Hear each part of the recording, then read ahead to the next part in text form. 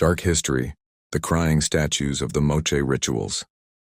They didn't worship their gods, they fed them with blood. Long before the Inca Empire in what is now Peru, a civilization flourished along the coast. They were called the Moche.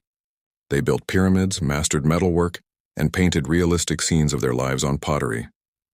But what archaeologists discovered was not just daily life. It was ritual death.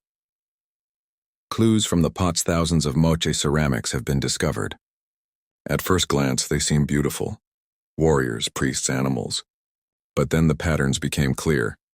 Throats being cut, priests drinking blood, and victims tied, blindfolded, and kneeling beneath a blade.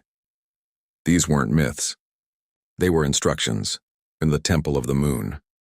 In the 1990s, archaeologists unearthed the Huaca de la Luna, the Temple of the Moon. What they found beneath the temple floor was terrifying. Decapitated bodies, spilled blood channeled through stone grooves, and murals showing gods with fangs and serpent hair. These weren't sacrifices for harvest or rain. They were part of the sacrifice ceremony, a ritual that took place every year. The ritual of the blood cup. Captured warriors were marched to the top of the pyramid.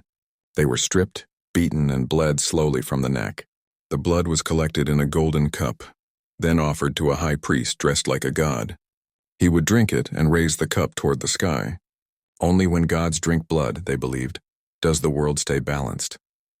The statues that weep. In 2006, explorers found stone statues buried around the temple. They were carved with tear streaks running down their faces. Locals say the statues cry before disaster. And in 2017, after strange activity near the ruins, a massive earthquake struck Peru. Why was it covered up?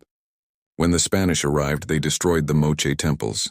They believed the blood rituals summoned demons. Some temples were buried intentionally, sealed to keep the gods from rising again. But the murals remain, and they still show the same figure again and again. A god with a wide grin, fangs, and glowing eyes. Watching, waiting. When the blood flowed, they believed the world could breathe. But now the temples are waking, and some say the gods are thirsty again.